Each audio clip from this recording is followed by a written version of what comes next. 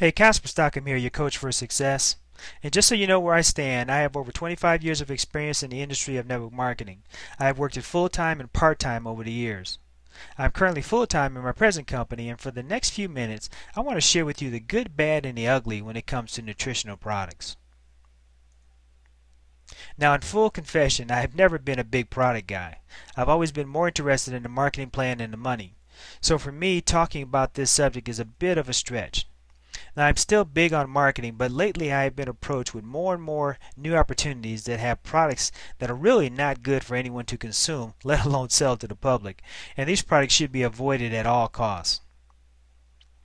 As an industry, we really need to get back to providing the best of the best when it comes to our products and services. With all the new product opportunities popping up, how do you know what products are good and which ones are bad? Well, here's some simple info to help you navigate through the product minefield out there. The best thing that you can do for your health is stay informed. Here's some points to remember.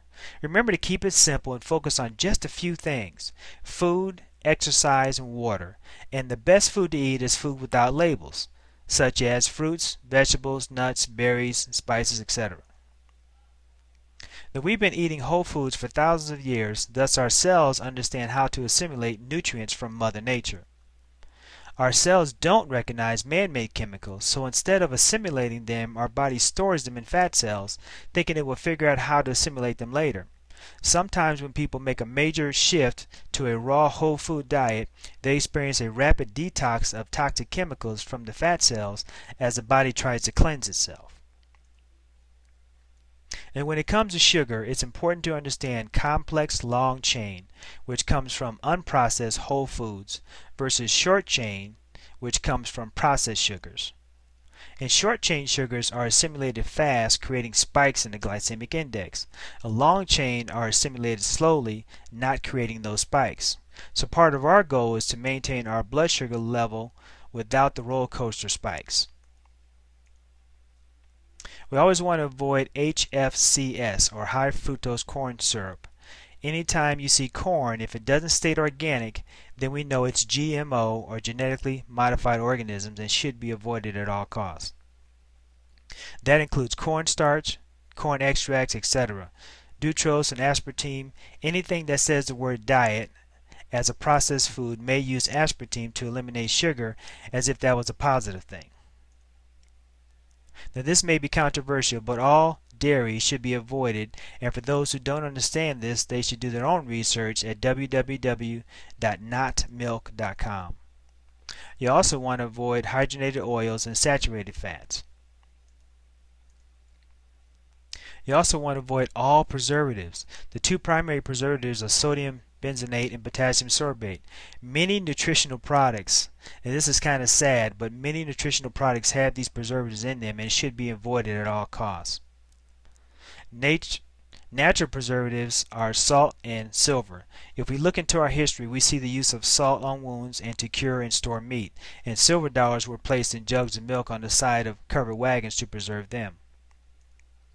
Now here's the bad list, and what we're looking at is any words that are hard to pronounce. Not always, but in general, any words that are hard to pronounce are bad. GMO, genetically modified organisms. MSG, monosodium glutamate. See, here we go. HFCS, high fructose corn syrup. BHA and BHTs. These are compounds that are often added to foods to preserve fats. Bad. Sometimes MSG is buried in the following ingredients, yet MSG is not listed on the label. And I don't know how they can get away with this, but they do it all the time. Now, these are the areas where MSG could be hiding. They could be hiding in different yeast ingredients, yeast foods, hydrogenated protein, textured protein, calcium calcinate, sodium calcinate, bouillon, broth. All these different areas is where MSG could be hiding.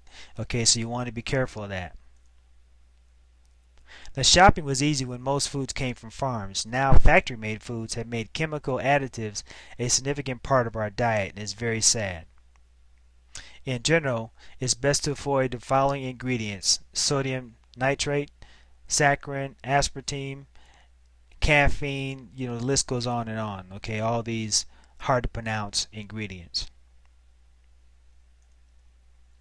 Now, this is not a complete list of ingredients to watch out for by any means or any stretch of imagination, but hopefully it will give you some basic information to make a more knowledgeable decision when you're talking to your contacts about the products. There are tons of sites to address this issue. Here's a site that lists food additives alphabetically as a reference guide. You can go to www.yourtruehealth.com. My name is Casper Stock. I'm your coach for success. You have a blessed day.